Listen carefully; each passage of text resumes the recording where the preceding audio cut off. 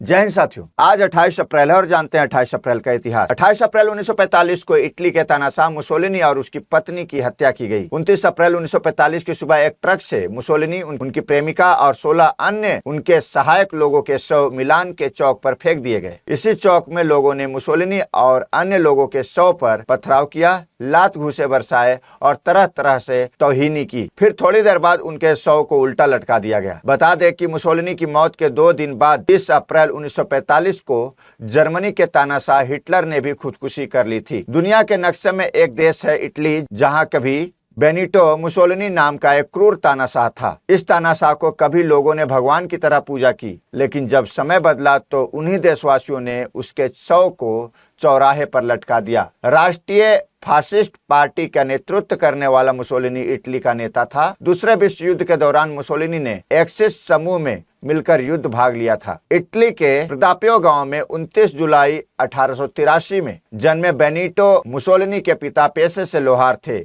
और मां शिक्षिका थी। स्कूली शिक्षा के दौरान सहपाठियों से हिंसक झड़प के बाद उसे स्कूल से निकाल दिया गया। हालांकि फिर उसने अपनी बाकी शिक्षा जैसे तैसे दूसरे स्कूल से पूरी की। इसके बाद 19 साल की उम्र में वो खुद अध्यापक बन गया, लेकिन कुछ दिनों बाद भागकर स्विट्जरलैंड चला गया। फिर कुछ साल बाद लौटकर आया तो सेना में रहा और पत्रकारिता भी की। इसके अलावा 1986 में चेरनोबिल परमाणु आपदा का खुलासा 28 अप्रैल को किया गया। चेरनोबिल परमाणु आपदा यूक्रेन के चेरनोबिल शहर में स्थित चेरनोबिल परमाणु ऊर्जा संयंत्र में 26 अप्रैल 1986 को हुई थी। यह परमाणु संयंत्र सोवियत संघ के यूक्रेनी सोवियत समाजवादी गणराज्य में स्थित था। चेरनोबिल परमाणु ऊर्जा संयंत्र में नंबर 4 रिएक्टर में एक विस्फोट हुआ, जिससे भारी मात्रा में रेडियोधर्मी पदार्थ वायुमंडल में फैल गए। यह दुर्घटना रिएक्टर प्रणाली के परीक्षण के दौरान हुई। इस दुर्घटना को इतिहास के सबसे बुरी परमाणु आपदा माना जाता है। इस दुर्घटना से 5 लाख से अधिक लोगों को प्रभावित होना पड़ा। कई लोग विकिरण के संपर्क में आने से दुर्घटनाग्रस्त हो गए,